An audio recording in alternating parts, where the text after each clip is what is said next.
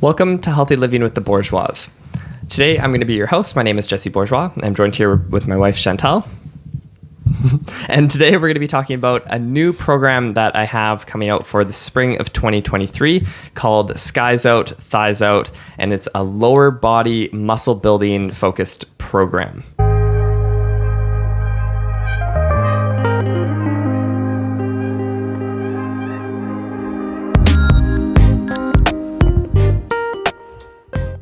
But before we get into that, Chantal, do you want to tell them how this all started?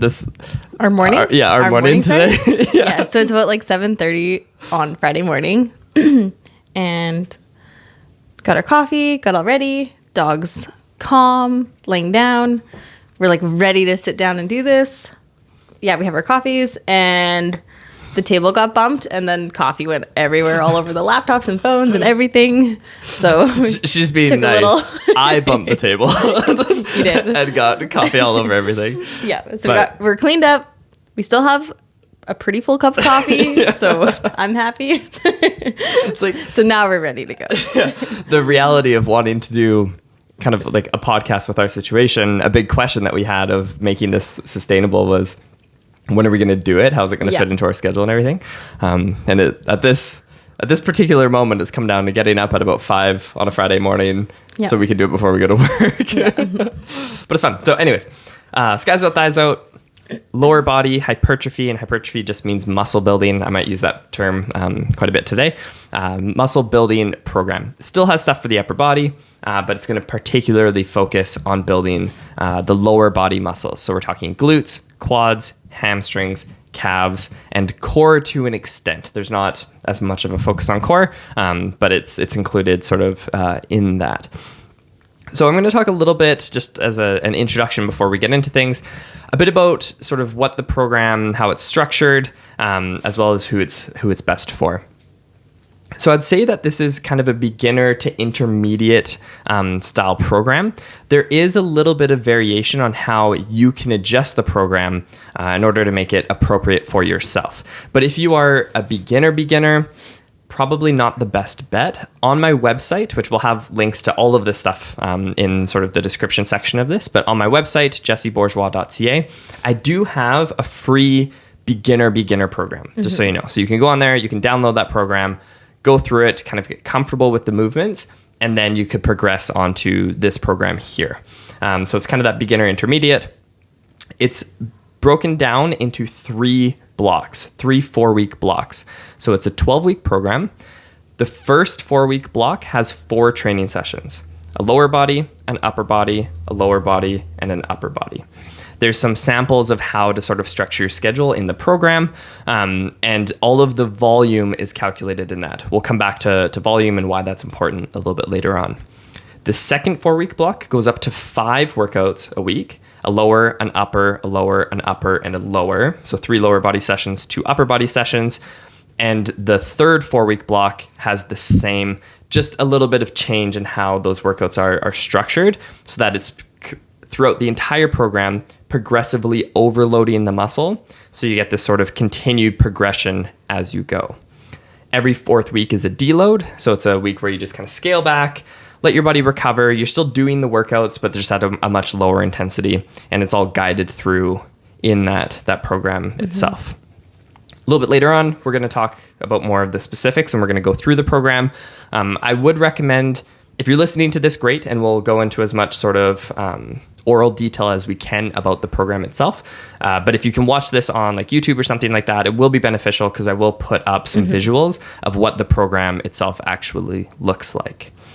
So last thing before we talk a little bit about how we got to this program, it is available now. It's on the website, but we aren't starting it until March 20th. So if you want to join us, you can kick things off March 20th, still download it, get comfortable with it, read through it, sort of get yourself organized, see how it's going to work in your schedule, get all of those details figured out ahead of time so that you can kick it off with us on March 20th. Cool. All right. So we're going to talk a bit about just how strength training has gone over the last couple of years and what got us up to this point in this program and why we're sort of excited and looking forward to doing it. So Chantal, tell me a little bit about the last couple of years for strength training. We were running a lot. Yep. Now we're getting back into it. How has that experience been going? It's been, it's like a roller coaster if I'm being real honest, actually. It's been good though. Last year we really focused on running. That was like our main focus. We were doing a little bit of workouts. Yeah, maybe once or twice a week. Yeah, but like the running, because we were doing all the races. So that was like our main focus. It was exciting because you feel strong in a different way. Like it was exciting to be able to run and do that. But then when you go into the gym and try to strength train again, when you're not doing it consistently, like you lose a lot of it. So that was interesting. So the running part was like really good, but then the strength was like here and there. So this year our focus is mostly strength training. We haven't actually really run not much at all. Like we've done a few runs on the treadmill because it's been like icy and snowy. I do have like a little bit of an itch to like start to get back into it, but like once the weather's good and stuff like that, I want to get back out. I fell a couple times last year, so I've just been a bit of a chicken now out on the ice. So I think that, yeah, when the weather's better, I want to get back into that a little bit. Okay, side note, if you hear little like pitter patters. Yes. Okay, so like our dog is finally calmed down and like we're able to do this, but now the cats are wanting to go crazy. So that's just them running around. Don't mind them. They're crazy right now. It's funny listening to you talk about the running thing because I feel like, a lot of people listening to this would be like, it's totally reasonable to not run in the snow and the ice. Like, what are you talking about of feeling?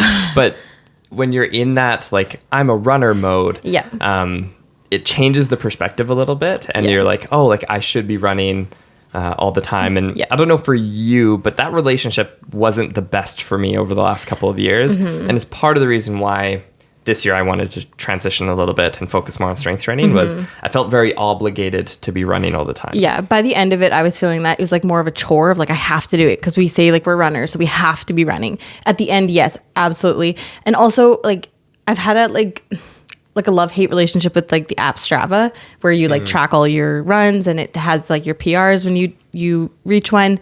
Cause I would like every time I went for a run, I was like, okay, like I have to beat my last run. And it became really unhealthy for me. So this year when we do start running again or whatever, when we do, cause we have a race later on in the year, I don't think I'm going to use it. Like I want to just run and like run how my body feels. Like, even if I'm having a crappy day, I'll take it a bit slower and like be okay with it. Because when I was tracking, I was like, no, I have to be like, this is where my numbers should be because I have been running and I can reach those. But if you're having an off day, it's fine to have an off day. But yeah, this year we're just focusing on the strength and it's really exciting because it's exciting being strong, like, and you feel healthy. Like I have some like nerve issues once in a while that comes up in my back and like my wrists and things like that. And I noticed when I'm consistent with the strength training, like those issues are gone. Like it's really exciting. I've had like an up and down roller coaster with my training. I feel like you're really consistent and you've been a really good example for me. And you've been like my accountability partner. But it's one of those things where it's like a self-care thing for sure, working out. But yeah, it's been a little bit of like an up and down for me because I feel like we live a busy life. We have lots of family and friends in town. You want to like spend time with people. And so I would like, like the workouts for me, like I can put that aside and do that later. I should be there for other people. And I was doing that for a while. And there's days where I would skip, but then it would be like, I wouldn't work out for like a week and a half. And then I feel crappy about myself and I don't feel strong. And like, it was like an inner battle I was having for a while and it like still comes up. Absolutely. But yeah, you've been really good helping me out. We've been consistent for the past, I've been consistent for the past few weeks now. And like, it feels good and it doesn't take that long. So I just need to and we have a gym in our basement. Like I really have no excuse to not. But just finding that balance of like the relaxed time, the workout time, like that kind of thing. It's been hard. And I'm sure other people can relate to this. Like it's one of those things, but yeah, I'm excited. When was it? Yesterday we worked out. 2 days ago. 2 days ago, I was able to get like a 200-pound deadlift, like 3 reps, 3 sets. And that was like so exciting. Yeah, like I'm a little bit sore, but like it's a good sore and like it's exciting. And I'm just excited to keep keep consistent and like saying it. I'm going to also like, you guys can keep me accountable too. But no, I'm really excited about your new program and like really focusing on the strength. Like we'll add running in later on in the year, but I'm excited about the strength piece. Yeah. And I think I'm going to bounce back a little bit just around the consistency piece and some of those feelings around, missing workouts and this type of thing. And I feel like one of the things, it's kind of a double-edged sword, because when fitness becomes sort of part of your identity, it's nice because it's a part of you. Yeah. It makes it easier to prioritize it. Not easy, but easier to prioritize it, and to sort of put time and energy and even money towards it to really focus on it. But I feel like one of the shifts that we've had sort of even since we've known each other that we've kind of been pursuing, and is part of the reason why we're doing this podcast even, is to focus on health more broadly as well, and prioritizing the mental health component, those interpersonal relationships, all of these things in such a way that balance is there. And sometimes I feel like we've let that balance kind of skew from side to side, but also we haven't neglected those other things for the sake of training. And I feel like that's something that we're getting better at. And I know that was something that was really challenging for me because it was so much of who I was, right, that I would put off social things, or I would put off being there for other people, or whatever it might be. I was kind of on the opposite end of the spectrum, where I would sacrifice those things in order to train. And it's like, well, what am I training for? Like, what's the whole point of this? And it's to just live sort of a happier, healthier life. So it's cool that I feel like we're getting better at that balance of health as a broad thing of all of these things are components of it. Yeah. And they all deserve prioritization when it comes to how we structure our lives. So it's been fun to watch that evolve over time. Yeah. And over the last little bit too, like, I think I think you've had this mindset for a while, but like I've had like a little paradigm shift of like for a while, and I know a lot of you guys can relate with me, is like you work out for like the aesthetic piece, like how you look, like yes, how you feel as well, but like how you look is a good motivator, because it's like, oh, you're building muscle, like wow, that looks nice, like you're gonna keep going. But like lately, when we've been doing a deep dive into like our heart health and things like that, and like our longevity, like now I'm like, okay, I'm working out for that, because like yes, like it's in the back of my head sometimes, but a lot of times it hasn't been. So now, like since we've been doing like a deep dive into like overall health and well-being and mental health, everything, like I want to work out now so that I can and I can make it to old age and like that kind of thing.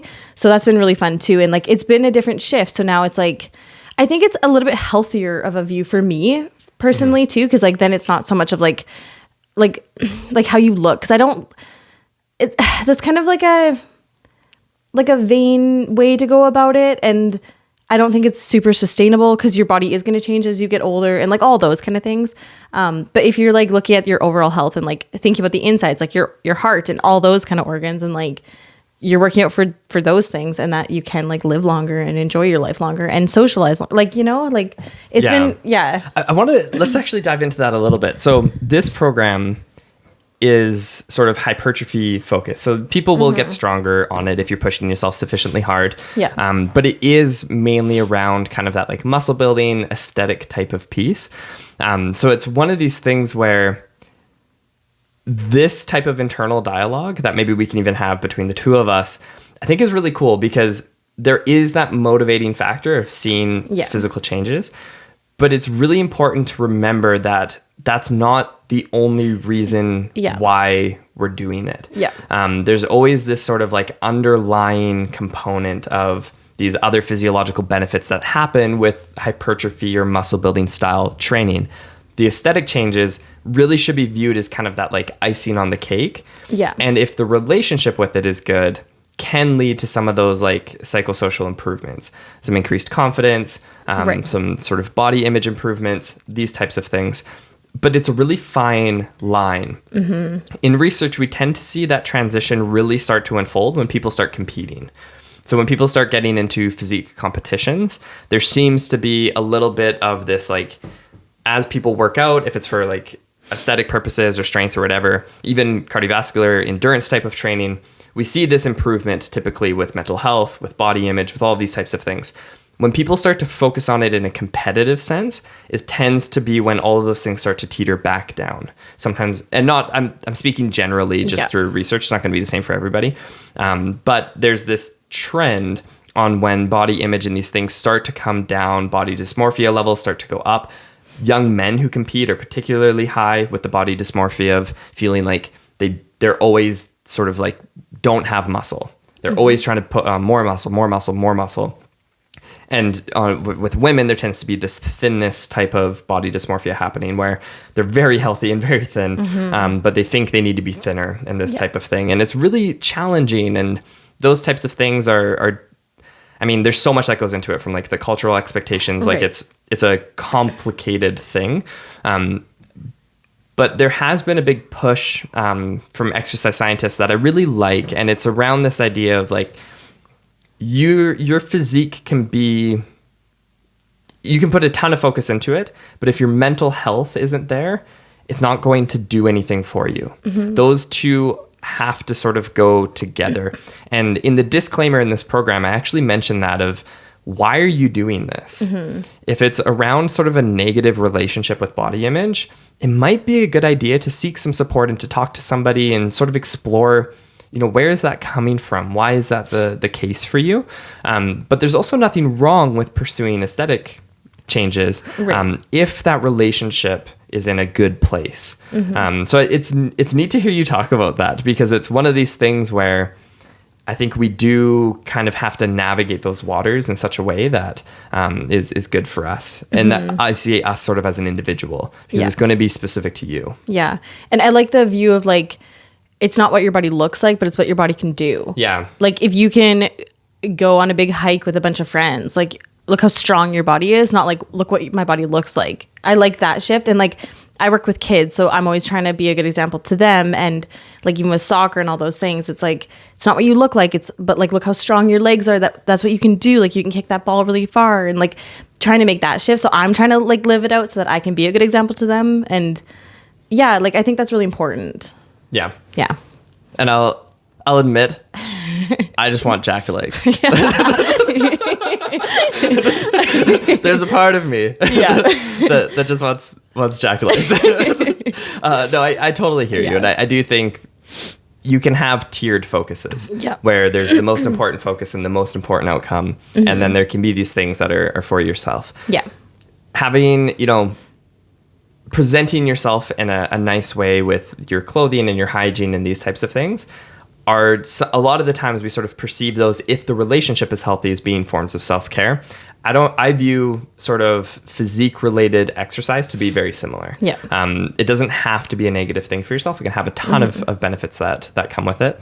I told you, this story. I won't say names so that it's... Oh, right. Yes. But so when I was in high school, so I've been working out for just over 10 years, 11 years now, which is kind of crazy to think about. But when I was in high school, I was 16 or 17. I can't remember. I think I was driving independently, which makes me think I was 17. And it was summertime, and I was in a grocery store, and there was a friend of mine who's kind of part of my larger friend group. Her and I weren't like super close friends, just ourselves. And we saw each other in the grocery store, and she was wearing shorts, and we're walking towards each other, and I like kind of glanced down and saw her legs, and I was like, oh, your leg, like, is it swollen? And she just sort of laughed and was like, no. And it was just, she had like particularly strong muscular legs because she was in sports and super athletic and all this sort of stuff. And that like realization settled in that I was one of those guys that just was doing like biceps and upper body and had totally neglected developing my legs. And when I was putting this program together, it just sort of reminded me of that, because with running, if you haven't done much exercise, running will give you a little bit of muscle development in your legs. But for me, my legs got a lot smaller, and my legs kind of went more from being that, I would say, well-rounded sort of muscle power and athletic to being very endurance type of physiology within my lower body.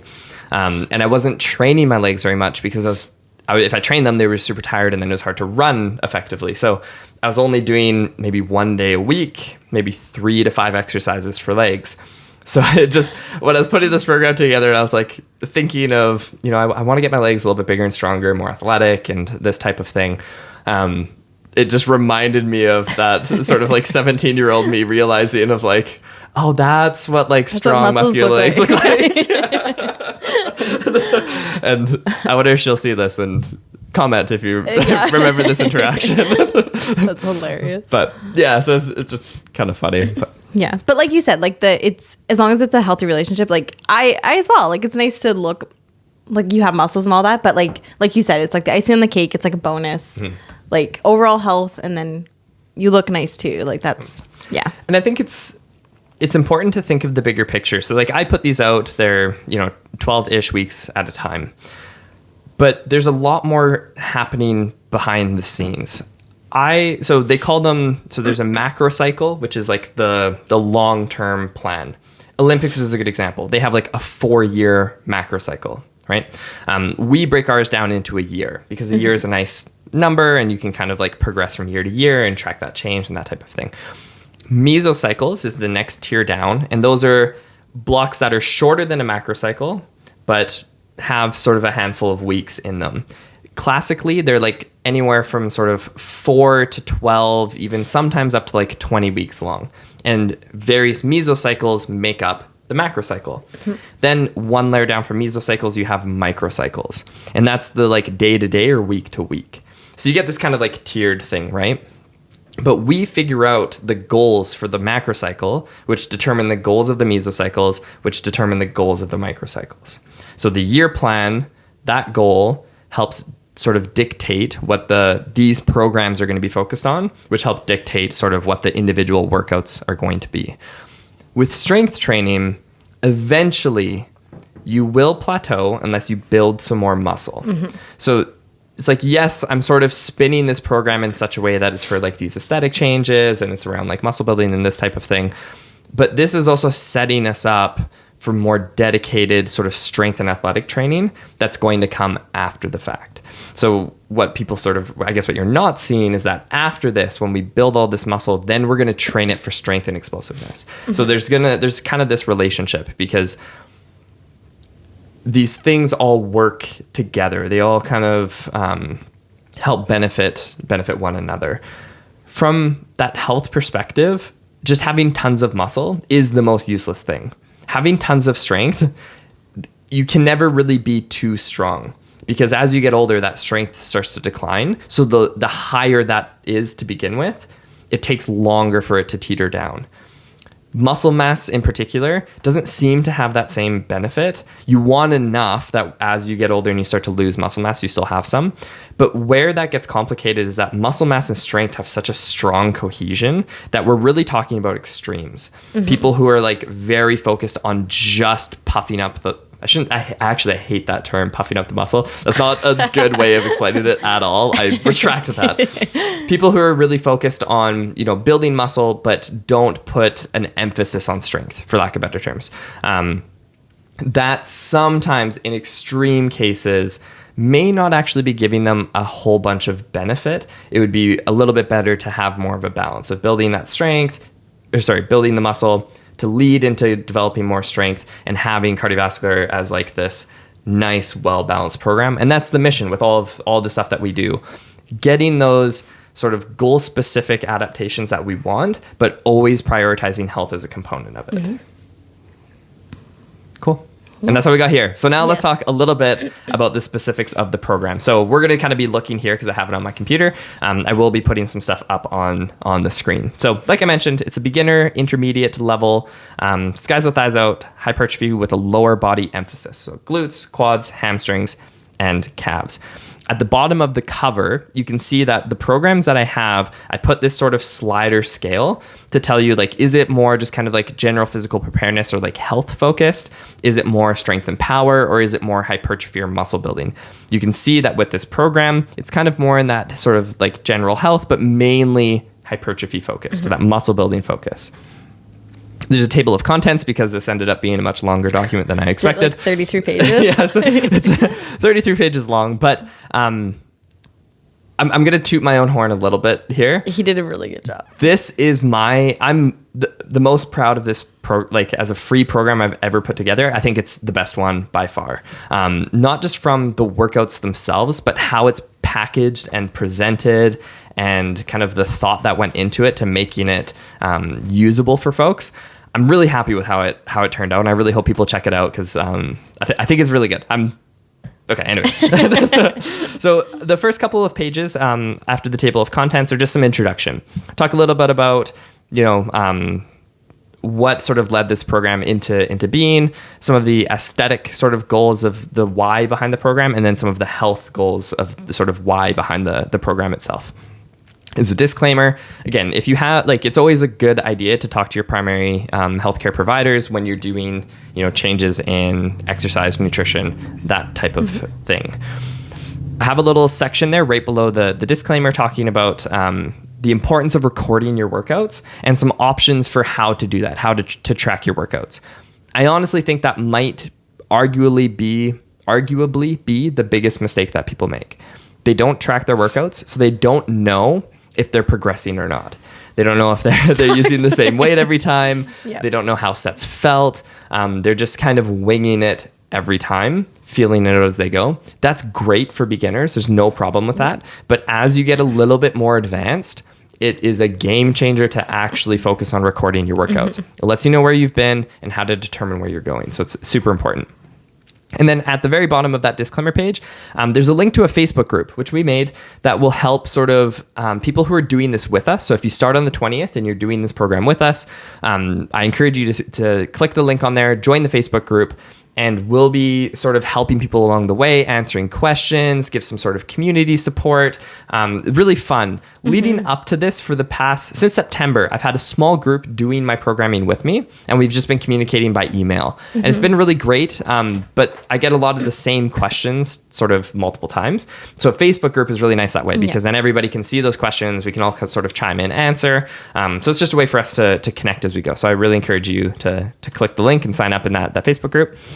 Then after that, it gets into the program overview. It talks about how it's 12 weeks long, goes from March 20th to June 11th, lower body hypertrophy focused. The secondary focus is the upper body hypertrophy. We're not neglecting that. It's just not emphasized in this program.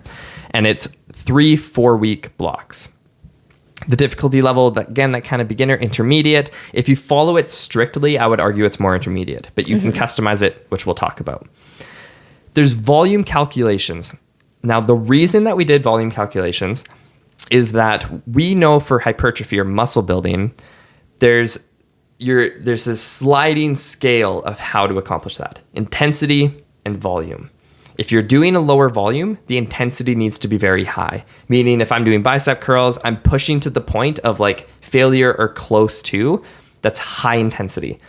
Or I could back off a little bit and stop kind of 2 to 3 reps shy of failure and do multiple sets. There's this how do you want to play the game to get hypertrophy? There's sort of somewhat of a consensus that for hypertrophy specifically, volume seems to be a bit more of a sustainable approach, and it's a little bit safer approach. So that's why we're calculating volume, so that we're going to use volume as the way to progress the overall challenge on the system throughout the program. And we'll talk a bit about that. So it's really important to sort of be aware of how much volume you're doing. It'll also help you know sort of where your limits are at. Because if you start to be having a hard time recovering, it's likely the volume is too high. I also just want to note, just from watching folks, from training with people, I'll say 2 to 3 reps in reserve, which is this idea of stopping kind of 2 to 3 reps shy of failure, or RPE is another way of explaining it. Those are detailed in here. Explanations and everything are in there. That's still really hard. Yeah. I've trained with people who are stopping, they're like, oh, I'll stop when I have 2 reps left. And they're really stopping when they have 4 or 5 reps left. Because when I tell them, okay, you have 2 reps left, now keep going, see how many more you can do, they end up getting 3, 4, 5, 6 more reps. 2 to 3 reps in reserve is not easy. That's still hard. That's still difficult intensity. It's just not as difficult as training to failure. Training to legitimate muscular failure is incredibly taxing on the system. So that's why we're going to use volume instead of intensity. It's really hard to play the intensity game from my perspective. unless you're advanced. More advanced trainees can do different things, but this is an advanced program for that exact reason. All right. The next couple of pages of that program overview detail out each block. So there's kind of a summary of each block on the page. It gives an example of what the workout split is going to be. And a workout split is just your way of categorizing your training or sort of designating your training throughout the week. So we're doing lower upper body splits. So a workout will focus on lower body and then upper body and then lower body and then upper body. So there's 4 workouts for the first block. That's how it's going to be structured. There's tons of different ways of going about doing it. I just particularly like it for this style of training. If you've done, or if you end up doing some of my strength training focus programs down the road, you'll notice I do more of a push-pull type of focus or a push-pull legs type of focus, or even full body for that style of training. And when that time comes, I'll talk a little bit more about why I think that's a good idea. There's a sample schedule, and then we have these volume calculations. So you can see how many sets are being done for each muscle group. So you can see where the focus is. Glutes have the most, then quads, then hamstrings, and then we have sort of like back and chest and calves and core, and you can see how that all is detailed out. Same thing for each of the blocks. So block 1, block 2, block 3, and then at the bottom, there's a graph that puts it all together. So you can see sort of how it teeters up in volume for each of the lower body muscles. That's the progressive overload.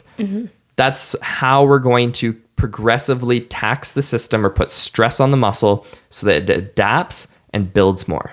That's the whole purpose of having that sort of strategy throughout the program. Does that make sense? Yeah, cool. Then we get into a warm-up and RPE explanation. So there's a general warm-up that you can complete before all of the workouts. The most important part of a warm-up is just that you get your body physically warm. You want to physically feel warm. I like what's called the ramp protocol. So you raise your body temperature and heart rate, you activate, you mobilize, and you potentiate. So RAMP. And it just details out how to do that with some sets and reps and that types of things, and some exercises for that. The RPE at the bottom of that page is rate of perceived exertion. It's a way to measure how intense the exercise or the set felt to you. So RPE and RIR go hand in hand. Reps in reserve is RIR. RPE is rate of perceived exertion. So if I say I want you to do an RPE of 10, it's a 0 to 10 scale, 10 being the highest, RPE of 10, that's full out as hard as you possibly could go. That means you're going to failure. So that would be 0 reps in reserve. If you did an RPE of 9, that's just shy of failure. So that's 1 rep in reserve. And it just keeps following that trend. So an RPE 8, 2 reps in reserve, RPE 7, 3 reps in reserve. And there's a little bit of nuance in there, but that's the general idea. That scale is on there and it explains out how to use it effectively for your workouts.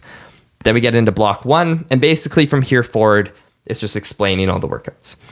So it has the 4-week block. It gives you your sets, your reps, and your target RPE, because that's going to change throughout the week. Your intensity is going to be a little bit different, especially on week 4, where it's a deload week. So you're going to lower the weight way down. You're going to keep the intensity really low. And it's a chance for your body to just adapt before you go into the next block. The nice thing with this is there's sort of 2 key things to sort of keep in mind and to utilize with the program. If you can't do one of the exercises, say your gym doesn't have it, let's say you work out at home, whatever it might be, pick an alternative exercise that targets the same muscles. Squatting is really uncomfortable. You don't like squatting, it's just not your thing. Use a leg press. Same primary muscles. Try to have the same movement pattern, just on a different machine or done in a different way. You don't have a barbell? Do goblet squats, hold a dumbbell, something like that. And if you're not sure how to do any of the exercises, all of the exercises are hyperlinked to a video demonstration. So you just click on the underlined text and that'll take you to a YouTube video that shows you how to do the exercise. So all of them are hyperlinked to demos. So if you're not sure, you can click on it. There's a couple that are maybe kind of unique exercises that potentially people haven't done before. So it's worthwhile having that. At the bottom of each of the workout pages, there's, again, volume calculations. And you'll see it split up into primary volume, secondary volume, and total volume. Primary volume are sets or exercises that are done specifically targeting the muscle. So it's a direct stimulus for the muscle. Leg extensions for quads. It's directly targeting the quads. Secondary volume we take the number of sets that indirectly target a muscle and divide it by 2. Because it's not a direct stimulus, but it still counts towards volume to that muscle. So we divide it in half. A good example of this is squatting. If we do 3 sets of squats, that's going to count as 3 total sets going towards your quads. But it's going to count as 1.5 towards your glutes. Because it's not as good at targeting the glutes as it is targeting the quads, but it's still targeting them to an extent. So we're going to count half of the sets as volume towards the glutes. That calculation can seem a little funny to people, and it can get confusing, but it's just a way to make sure we're accounting for all of the volume going towards each of the muscle groups. Cool. And then at the bottom, there's just a little blurb. I have it on every single workout just to remind you the importance of that cardiovascular training. For this program, this is a decently intense program. I would encourage you to use low to moderate intensity cardiovascular training for the duration of this program. I'm talking hiking, walking, conversational pace, cycling, things like that. Really high intensity cardio might not be the best idea. It might get challenging to recover if you're doing something that's super intense on top of this program. So that's just my 2 cents. Set a step goal. Doesn't have to be super formal, but just keep moving, keep working that cardiovascular system in different ways. We'll probably just set a step goal and focus on walking lots. As the weather gets nice, we'll probably focus on hiking a bit more, that type of thing. But we won't do a ton of dedicated higher intensity cardio. Maybe some light jogging, some cycling when the weather gets nice, that type of thing. But we'll keep it relatively mellow throughout the duration of this program. I'm going to skip way ahead. And it goes through block 1, block 2, block 3. And we get down to near the very end, and I have 2 appendices. So the first one is a progress tracker. So what we're going to do, and we're going to film a video. Chantal doesn't know this yet, but we're going to film a video and we'll publish it. And we're going to take you through measuring the circumference of some of these areas. And that's how we're going to track sort of the muscle building process through this program. So we're going to do a circumference of the glutes, mid-thigh, calves, waist, torso, so for chest and back, the upper arms. And then I'm going to track body weight because I'm trying to put on weight. And for me, that sometimes is challenging. So I'm going to track just because I want to monitor that process. And there's going to be there's one sheet for the initial. So before you start the program, and then after the first 4 weeks. So after block 1. So you can print these sheets and fill them in as you go if you'd like to. Then there's another sheet where you can repeat the initial and then show for after block 2. And then one where you put, again, that initial, and then at the very end, so then you can compare. And there's a little kind of section so you can add it up and sort of see how you've been progressing. The other appendices is just a little bit of plant-based muscle building tips. So just a 1-pager to talk a little bit about, how much protein should you be shooting for during this time? Any considerations for if you're following a plant-based diet? Talks a little bit about volume and intensity, just some of the methodology around how we got to creating this program the way that we did. And then I just give some examples of what I'm likely going to be doing in order to hit those sort of calorie and protein targets. And then at the bottom of that, again, just links to some different things in order to ask questions or contact us, all that type of thing. I've been talking a lot. That was a lot in a short amount of time, but I really encourage you to just take your time this week and look through the program. That's why I wanted to release it a week early so that people can get comfortable with it, ask some questions before we start it on the 20th. So what can people expect? How long are each of these workouts? Yeah, it's an excellent question. It's actually in there. I just forgot to mention it. Each workout will be somewhere between 60 and 80 minutes. So you should have a solid hour to dedicate. Some, when we get into that, especially that last week, depending on how kind of intense you're going and how much rest you need between sets, you might need even a little bit longer, closer to that kind of 80-minute mark. It's going to be a little bit of a game that you'll have to play of how much rest do you want to have in between. I'm a fan of trying to take that time so I can hit every set really effectively, but you could shorten that rest time and kind of push the envelope a little bit more on that kind of quicker, higher intensity type of thing. What about people who maybe don't have that much time? What would you suggest that they do? Is there certain exercises that they would focus on or? clear my throat right into the mic. That was good etiquette for it. Yeah, so if you don't have as much time, there's a couple things that you can do. One, when we get out of that first block, that's 4 sessions a week. Blocks 2 and 3 have 5 sessions. You don't have to do that 5th session. You could just push the intensity harder on those first 4 and not do the 5th, and then you only have to do 4 workouts a week. If you're more of a beginner, that's another great way of going about this. Do 4, stick with 4. You don't have to do that 5th session. So that's one way of going about doing it. Another way that you could shorten the time is a lot of the exercises are 3 sets. What you can do is do your first set, rest, do your second set, and after your second set, strip the weight about 40 to 50% and immediately do your third set. So it's called a drop set. So you're going to do your second set. Once you finish, you strip some of the weight off, and then you hammer your third set immediately after. So it squishes the second and third set together and gives this like pretty intense stimulus to the muscle. We use drop sets in the 3rd block. So you'll see that those are programmed specifically in the 3rd block. But if you wanted to make the entire program a little bit shorter, that's another way that you could go about doing it. The last way that would be a great way to make it a little bit of a shorter program is to pair exercises and do what we call supersets. So you can do just like your first exercise, all 3 sets, then your second, all 3 sets, and just work your way down the workout. Or you could take the first 2 exercises and do them back to back. So while you're resting from your first exercise, you're doing your second exercise. So you're pairing all of the exercises up, and that helps to condense the time as well. I like that. I usually do that. Yeah. It's a great way of making it a little bit shorter as you're going through. Yeah. Any other questions that come up like off the top of your head? This is the first time Chantel has seen it. So she's getting to sort of see it for the first time. Same time that you guys are, kind of in a way. Yeah, kind of, yeah. In a delayed sense. Yeah. No? I don't know. It's really like, it's really well done. Like, it's easy to follow, which is really nice. Thanks. And I tried to put everything in I possibly could to sort of help guide people through the process. And again, if anyone has any questions, like I have our information in here multiple times so that you can find the information, ask any questions, reach out to us in any way, shape, or form. Utilize that Facebook group. We're going to be monitoring it right away, even this week. So leading up to the program, if you have questions, plug them in there, and we'll help happily to answer it. And we'll happily answer any questions that you have. Cool. All right. So as we wrap up here, it's available on my website. So go to jessebourgeois.ca.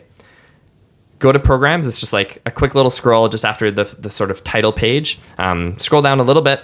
You'll see the program there. There's 2 different links. One link, it says donation link, and click here. You can click on there if you want to make a donation for the program. This is totally free. There's no expectation. But if you want to make a donation, you can click that link and give a donation of whatever value you would like. I appreciate it. It does help sort of give me an idea of how much people are enjoying these programs. So if this is something where you're like, oh, wow, I would have paid for this, I could toss a little something there. I do appreciate it. It just gives me kind of an idea of the value that people are getting. But right next to it, there's a no donation link where you can click on it and download the PDF for yourself. That's also totally fine. I wanted to make this as accessible for people as I can. In the future, we will do some like higher quality paid things that are going to come with a lot more. So think of what you're getting with this. The paid ones are going to have even more and done in kind of a more substantial way to really guide you through the process and help you be successful with these programs. So you can find it on the website. And throughout this week, we're going to be posting all sorts of stuff, going into more details, answering questions, all that kind of thing. It should be fun. I'm super excited about it. I'm super excited too. It's going to be a fun program. We've been doing such like strength specific stuff. It'll be nice to sort of back off that heavy lifting for a little bit and focus on this training in a bit of a different way. Yeah. Cool. All right. If you have any questions, let us know. Links below, and we'll see you guys on the next one.